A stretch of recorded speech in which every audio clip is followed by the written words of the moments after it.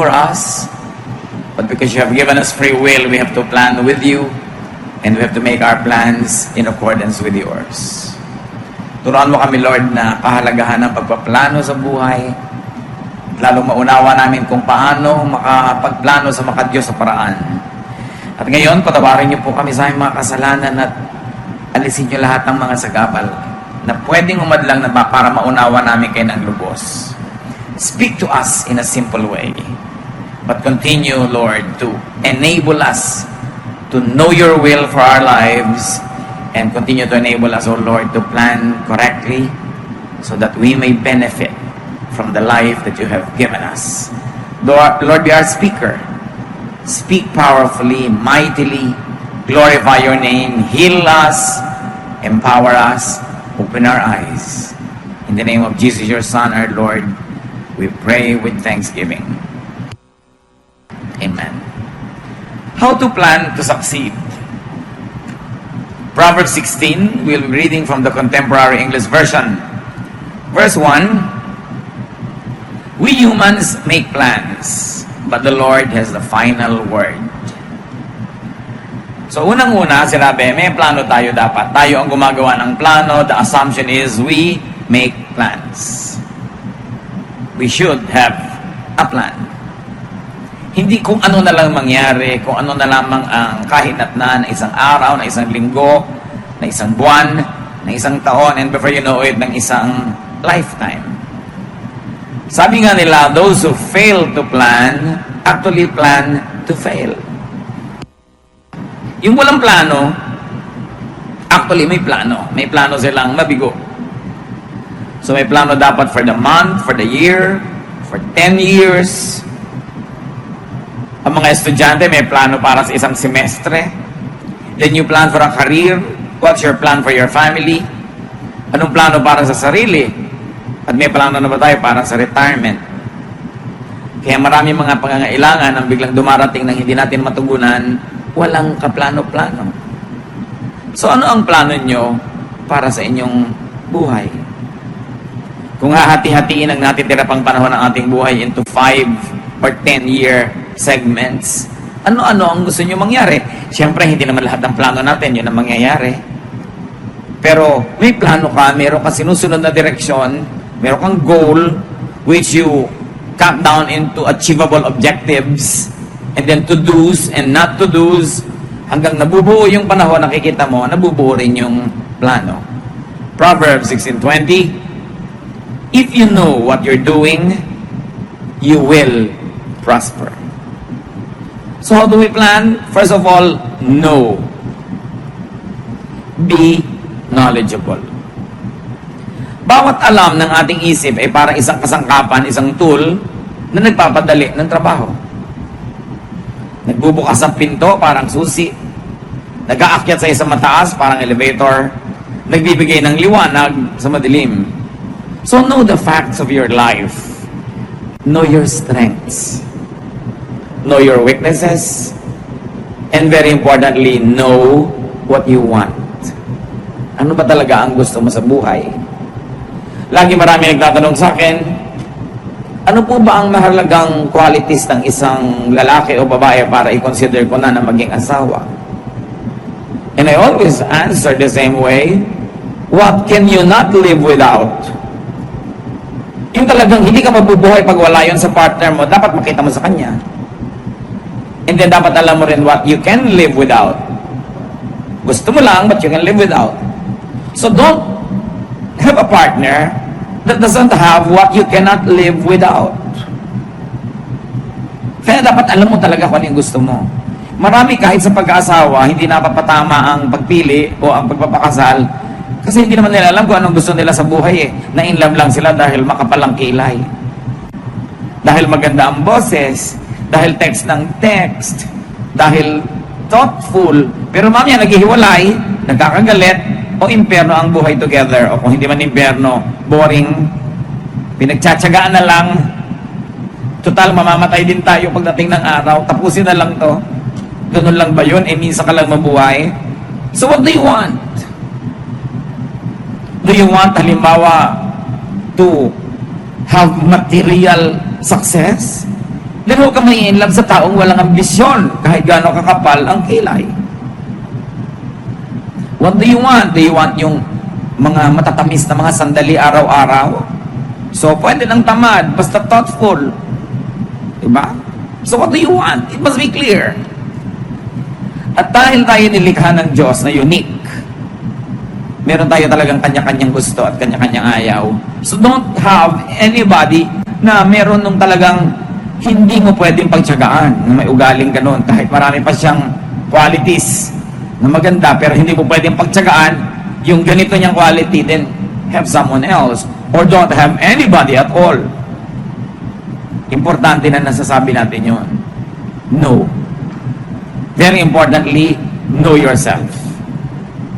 At kung may papakasalan ka o magiging business partner, matagal na pagsasama yan, know the other person. Hindi yung parang suntok sa buwan. Kailangan may facts. And over and above knowledge, be discerning.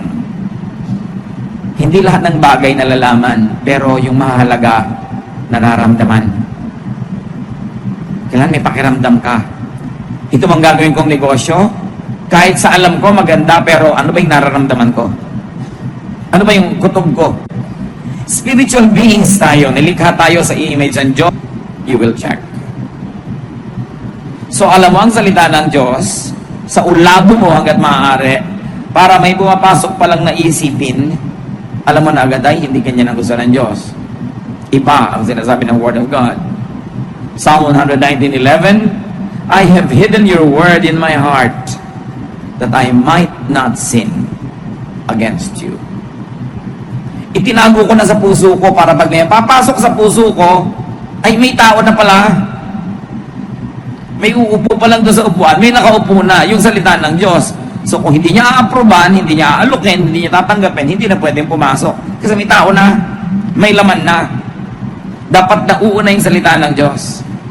Kasi kung minsan, pag nauna yung iba, lalo yung hindi yung kagustuhan ng Diyos, kahit dumating yung salita ng Diyos, nag-aalangan ka kung susundin mo. Meron pa nga tahasang hindi na susunod. Kasi may nauna na. Kaya dapat inuunaan. At yan ang halaga ng pagpapaaral sa mga bata sa Christian schools. Nauna na sa utak nila, nauna na sa puso nila yung Word of God. Pag darating yung mga temptation sa buhay nila later on, they will not be perfect. They will fall every now and then. Pero hindi kasing grabe at kasing haba at kasing tagal ng mga fall nang hindi nauna yung salita ng Diyos sa isip nila. Magkamali man, mahihimas-masan din. Madapaman, bumabangon din. Yun ang pinagkaiba. Kaya mahalaga na uuna yung salita ng Diyos. Kaya sa plano natin sa buhay, uunahin natin. Ang unang plano ko, mamuhay ng makadiyos sa paraan. Pag nauna na yon, may darating yung mga ibang offer ang buhay sa'yo, hindi makadiyos, pero tantalizing, attractive, marireject mo na. Kasi may nauna na. Iba yung una. Kahit sa pila, iba yung nasa una, di ba? Talagang malaki yung hold mo dyan. So be wise. No? Apply wisdom in your planning. Iba ang knowledge, iba ang wisdom. Yung wisdom, hindi nakukuha sa information yan. Hindi yan nakukuha sa alam ng mga facts. Ang tanging nagbibigay ng wisdom ay panahon, karanasan. Kaya mahalaga na hindi ka lang knowledgeable, you're also wise. At dyan, nagiging importante yung mga may karanasan at may edad na sa buhay na pag-uusapan natin maya-maya. Proverbs 16:16, it's much better to be wise and sensible than to be rich. Bakit kaya pinagsama yung wisdom and good sense tapos versus rich? Of course, hindi naman kontra ang Bible sa maging rich tayo. But, this is when wanting to be rich is not the wise choice at the moment.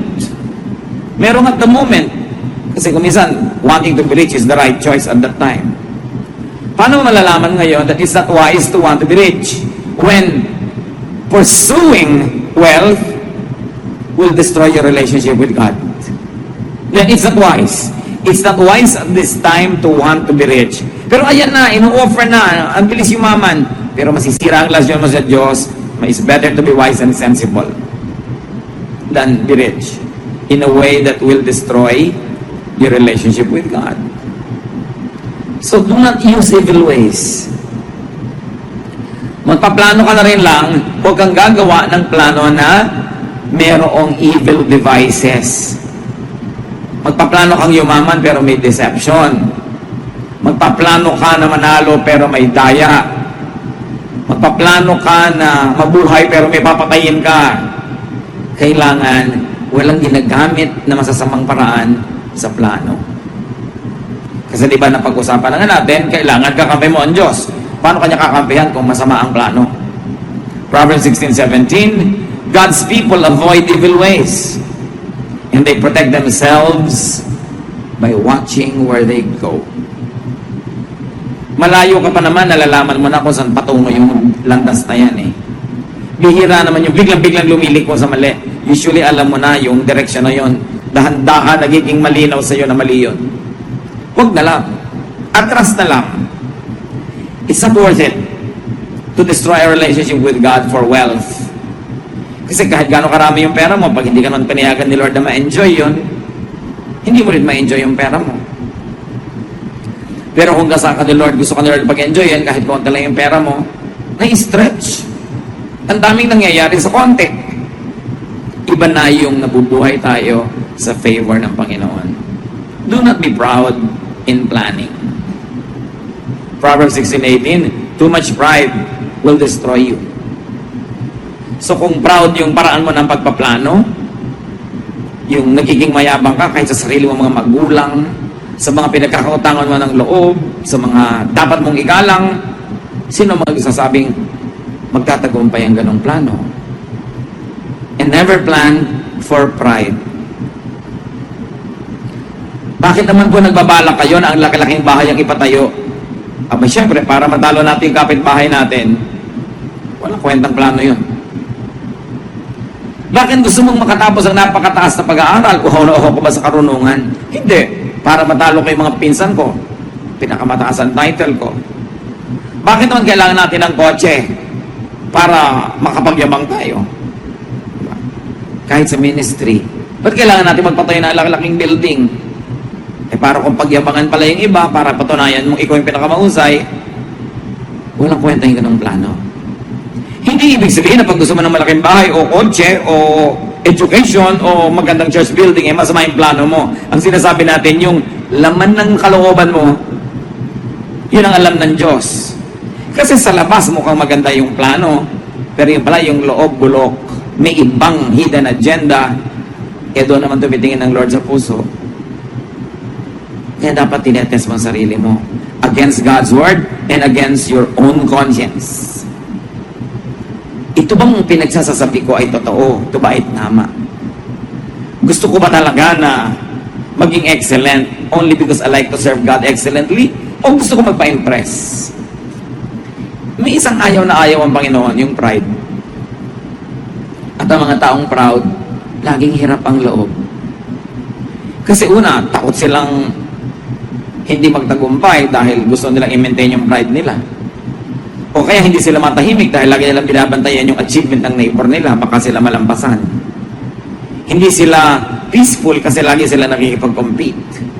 Kaya it's much better to be humble. Yung hindi mo itinataas ang sarili mo, tapos hindi ka nga tumaas, o di walang sisihan. Wala kang dapat itago, wala kang dapat pagtakpan. Relax ka lang. Mahirap yung nagme-maintain ka nang hindi mo kaya. O lagi kang natatakot na baka hindi mo na ma-maintain next time. So don't ever leave space for pride when you plan.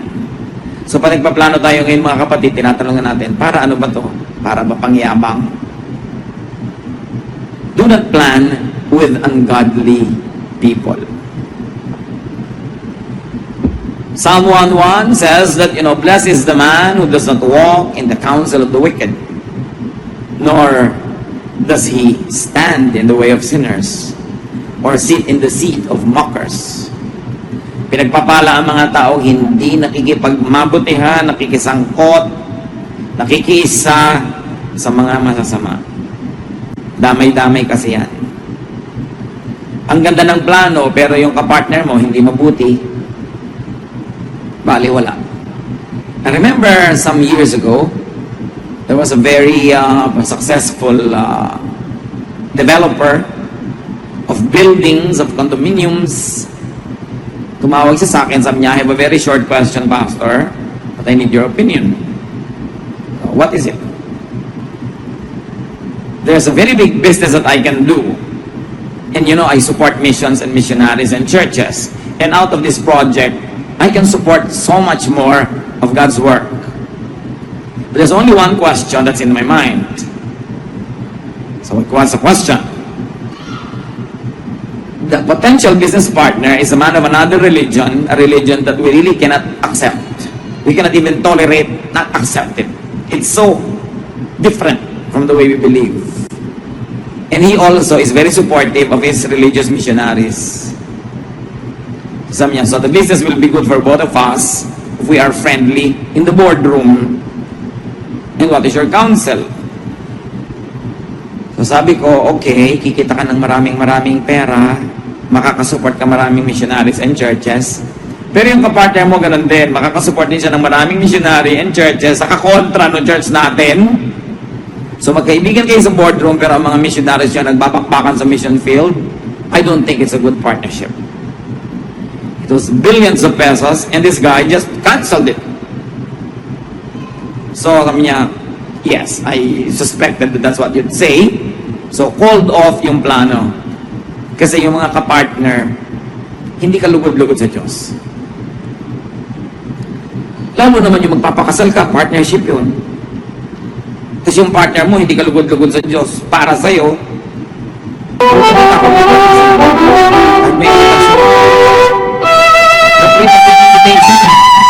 i-refund na lang kita na huwag mo na lang ituloy yung pasal. Magkano ang invitation mo?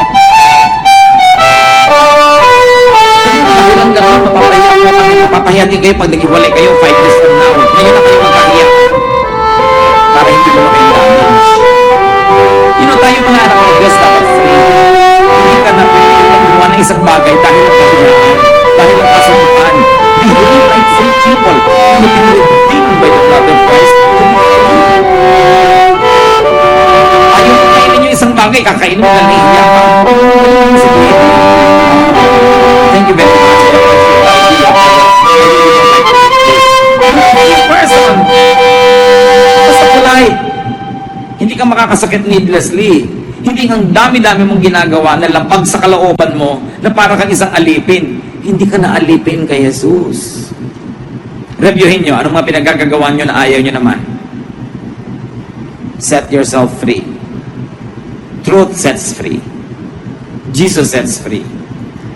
Basta yung the way you set yourself free is not hurtful to anybody or destructive. Pero tiyan mo yan, ikaw dapat pumili kung anong gusto mong ilagay dyan. Katawan mo yan, ikaw pumili kung saan mo gusto mong pumunta, sa libing, sa kasal, sa anong event, hindi yung nakakahiya namang tumanggi. Nabubuhay ka para maging matulungin, pero hindi ka nabubuhay para pagbigyan ang lahat ng gustong ipagawa sa iyo ng tao. Yung sunod-sunuran sa napakarami mga tinig, yun ang malilitaw sa buhay. Yung ginagawa lahat ang gusto ipagawa sa kanya ng kapwa, yun ang walang magagawa para sa sarili. Kaya kailangan free ang tao. And you are free not to pursue any relationship that is ungodly. Kahit may mga sabit-sabit na dyan, ayusin na lang. Pero hindi dapat ituloy dahil lang napasubo na. Sabihin niyo po ba kung saan nadapa doon tumayo? But ang ibig sabihin talaga nun, tumayo ka. At yung pinagkadapaan mo, iwan mo para ka makatayo. Whatever it is in your life. I feel so strongly inside of me, mga kapatid, na may kinakausap ang Panginoon sa message na to. Dito mismo sa hall na to. Be free. Hindi kailangang ituloy ang pakikipag-partner sa hindi dapat. Sa hindi karapat-dapat at sa hindi marapat. Proverbs 16:29, don't trust violent people. They will mislead you to do the wrong thing. Hindi basta-basta nagtitiwala. At kung nagtiwala ka man, nakakita ka ng dahilan para bawiin ang tiwala na yon, bawiin mo. Hindi ka kailangang mapasuko. At tulad ng binagin natin kanina mga kapatid sa pagpaplano, listen to and get wise advice. We have said, and let me repeat it, wisdom is not knowledge. Wisdom is not information. Wisdom is time, experience, age, filtered by wise and prudent remembrance. Kailangan natututo tayo sa bawat pagkakamali. Kaya ang daming mali, yun ang may potential na maging napakatalino. Liban na lang kung paulit-ulit yung mali. Tulad yan, merong isang aeroplano na nagkaroon ng miscalculation sa pagland sa airport, nasa mga dyaryo. Nakabalandra ang aeroplano na 3 araw doon. May nagtanong sa akin kanina, kung kayo ang presidente ng kumpanyang ito, will you fire that pilot? Will you fire the pilot? Say ko, well, dalawa pwede mong gawin, fire or not to fire. If you fire the pilot, maybe it's good for your company, but maybe it's also bad. Kasi gaano ba naman karaming pilot ang nakakapaglanding ng mali at nagbuhay? Therefore, may karanasan na ang pilot na ito sa pagkakatuto na hindi nararanasan ng iba. At kung matututo siya sa karanasan na to, this will be the best pilot ever kasi naranasan na niya yung mistake if he learns from such mistakes. So siguro, re-reviewin ko yan. Ang pagkakamali ba niya was deliberate, no? Na pagsuway sa standard procedures of landing. Kung sinadya, tinigasan ng ulo, na pagsuway doon sa standard procedure, then maybe I'll fire him. But if it's an honest human error, the more error you commit, the less error you will commit again. Dapat kasi kinocross out mo na yung error na yun, alam mo na yun, alam mo na yun, alam mo na yun. Kung ganun yung tao, asset siya. Tulad din ng isang tao, ang laki ng pagkakamali niya sa isang company that cost them millions in sales. Na ipinatawag siya ng president, inunahan na niya yung president, dala-dala na niya yung resignation letter niya. Kasi ang laki nang nawala sa kumpanya. Inunahan niya talaga. Sabi ng president, bakit ka nagre-resign? Kasi po, ang laki ng mistake ko. Kaya nga kita pinatawag, ipopromote kita eh. After millions na nalugi sa company dahil sa mistake ko, ipopromote ako. Yes, because among all my employees, ikaw ang pinakamakalang matrikula para matuto. Bakit kita tatanggalin? Eh, laki ng investment ko sa'yo. Siguro naman, di mo na ulitin yung mali na yun. Kung hindi na talaga, tumangi mo na sa isip ko. Yun, kaya ipopromote na kita. Alam mo na eh. Pero iba naman yung sa 7 nobyo, nakaka7 anak na kayo ng iba-iba. Hindi na yun gano'n, ano? Parang paulit-ulit talaga. Wala ka nang, mami, may dumanan mong komendat, in love ka na naman. Dapat natututo ka. So alam niyo yung nagkakamali, valuable na person yun. But depende kung aanin niya yung pagkakamali niya. Hindi niyo agad tinatanggal, inaalis yung nagkakamali. Kung matalino yung nagkamali, asset na yan. So listen to wisdom. Proverbs 16:31, gray hair is a glorious crown worn by those who have lived right. Liban na lang nagpaday. Sabi, alam niyo yung mga matatanda, meron talaga yung silbi. Kahit hindi yan marunong magbukas ng TV, kahit hindi yan marunong mag-text, kahit hindi makapag-Facebook, although marami na rin nag-Facebook, may alam yan na hindi nyo alam. Na hindi nyo malalaman hanggang hindi kayo tumatanda. Kaya dapat nakikinig. Iba ang karanasan. Iba yung karanasan na hinubog ng panahon. Sinala ng paglilimi-limi at pagninilay-nilay. At pagkatapos parang napakaraming nyog na kinudkod, ginata, naging latik Ang dami mga latik na karunungan na matatanda, ikaw nyug pa lang dahil bata ka pa. So mahalaga makinig. Huwag magpapadalos-dalos. At mga anak, always listen to the advice of your parents. Because unless they're insane, your interest will be foremost in their agenda. At kahit hindi ka agree, pag naging magulang ka na, malalaman mo tama pala si nanay. Kasi naging nanay ka na, kaya mo nalaman. Mahalaga makinig. And then, you want to succeed in life, plan to be in control of your temper. Put your temper under control. Proverbs 16:32, controlling your temper is better than being a hero who captures a city. Mas dakilang accomplishment yung mapigil ang sarili kesa ibulalas lahat ng galit sa panahong naiisipang magalit. Many plans be scary due to temperamental outbursts. Many good things are lost because of a lost temper. Magtimpi. Yung taong gustong makaani, nagtitimpi. Ang aso pag tinapakan nangangagat, ang ahas pag nagulat tumutuklaw, ang taong makadiyos nagtitimpi. Dahil wawasakin ng isa mong maling arte ang lahat ng ipinupundar mo sa buhay. Isang maling ginawa mong nainis sa'yo ang tao, you lost the business forever. Tatandaan ninyo, kung pera, goods mawawala, pero you will maintain the goodwill of a person, maintain the goodwill. Kung yung magharimunan ka, sinali mo sa kanya, mali, gaganti rin yun. Pero ang bigat ng ganti. Yun yung mga sinasabi ng mga matatanda no, na naghangad ng kagitna, isang salop ang nawala. Bagamat wala na nagsasalop ng bigas ngayon, pero yung ibig sabihin, gusto lang nila kalahati, pero ang nawala isang buo. Nagharimunan, gusto makalamang, gusto makasigurado, gusto makakabig. Nakakabig ng konti, but their ignorance does not even make them realize what they have lost. Kasi ang itinatanim, inaani. Sino sa mga tao nakadil ninyo sa negosyo, sa buhay, ang nalamangan nyo? Yung at this point, this very minute, lamang kayo, hindi nyo na i-deliver ang binayaran niya o kalahati lang ang dineliver nyo. Akala nyo, okay na, tapos na, limot na.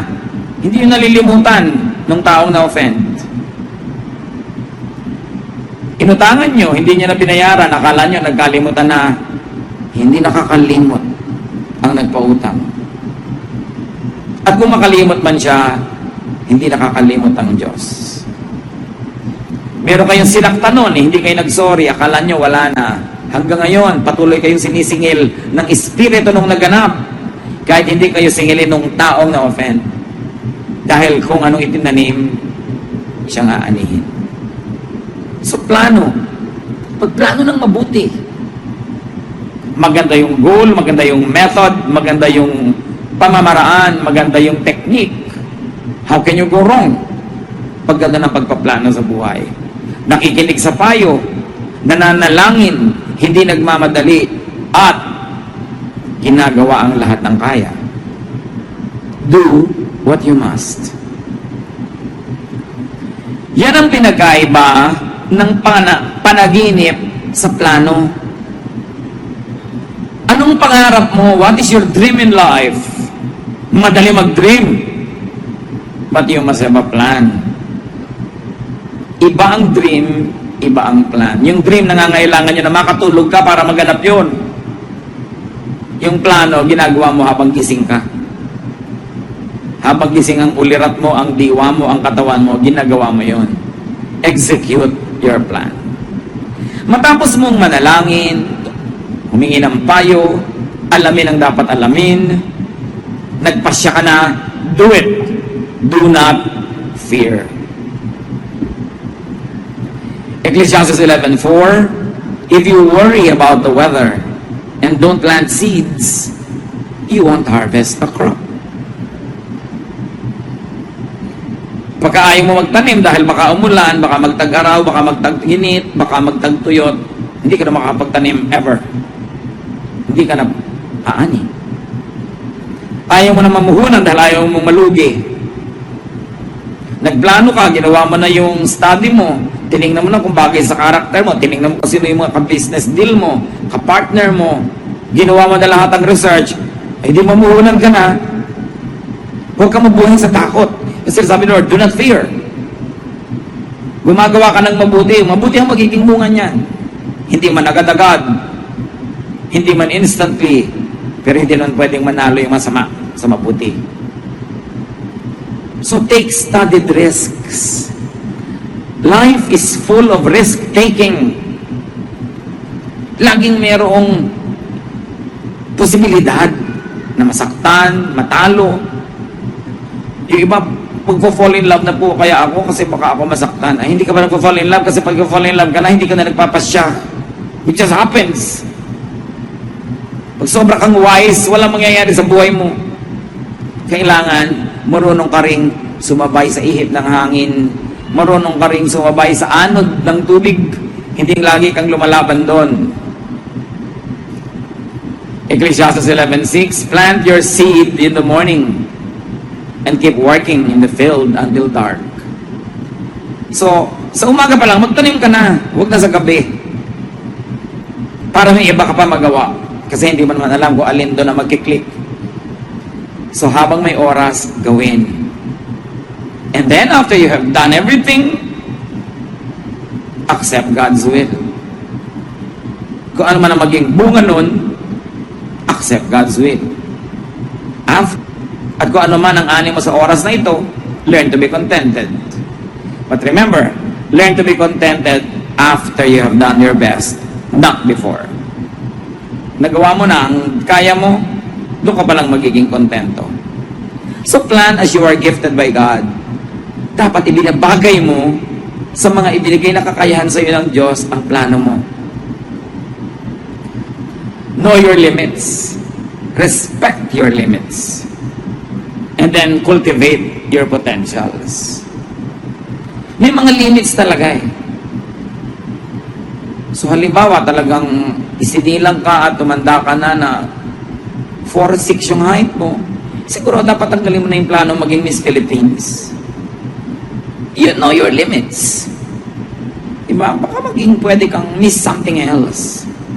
Pero yung kasing contest na yun, may standard yun na hindi yun ang abot ng limit mo. May kanya-kanyang limit ang tao. Alam niyo kung bakit may limits? Para dumali ang pagpili mo kung anong paplanuhin mo sa buhay. Titingnan mo lang yung limits mo. Bagamat hindi lahat ng limits, hinahayaan mong i-limit ka niyan forever. May mga limits na nalalampasan naman pala pag nagsikap ka eh. Like yung alam, napapatalino mo naman ang sarili mo kung talagang practice ka ng practice. Pero meron talagang limit na alam mong limitation ko to. Therefore, dumali na ang pagplano ko kasi hindi ko na ipaplano yan, iba na lang. Para sa kabutihan mo rin yun, para hindi ka na malito. So, alam natin yun na ang Diyos ang nakababatid ng lahat. So, do not plan to be someone else. Plan to be yourself. Don't plan to imitate someone na dapat sa ganitong edad, makopya ko na yung accomplishment ng tito ko. Dapat sa ganong edad, magkukopya ko na yung ganon. No, don't do that. Act of motherhood, of parenthood, is to cut the umbilical cord and let the child become his or her destiny. Eh kung gusto ng Diyos na ikaw laging masunod sa anak mo, di dapat wala ng patid. Di may 7 kang anak, di may 7 nakakabit sa'yo, lagi mong kasama. Kung sa kapupunta, kasunod mo sila. At hindi na sila kakain, yung kainin mo, yun ang makakain nila through the pusod. Kaya nga nilalagot ng Diyos. Yung nilalagot ng Diyos, huwag yung i-reconnect. Alam ng Diyos ang ginagawa niya. Hindi ibig sabihin na hindi na kayo magpapayo, magmamahal, magkakaroon ng togetherness. But you allow the person to be what God planned him or her to be. Maganda yun. Huwag tayong humadlang. Mga kapatid tayo, yumuko sa Panginoon at magbulay-bulay. Salamat Panginoon sa paalala na dapat kaming may plano.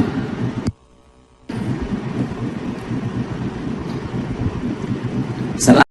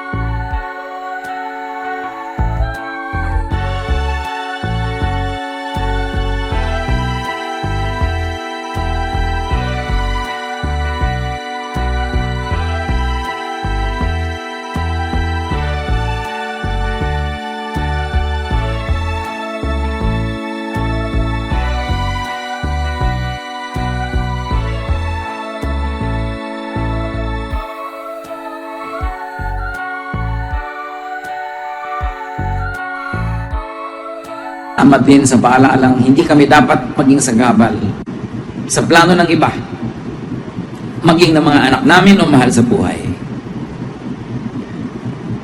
Turuan mo kami hindi lang lumaya, kundi magpalaya rin ng aming kapwa.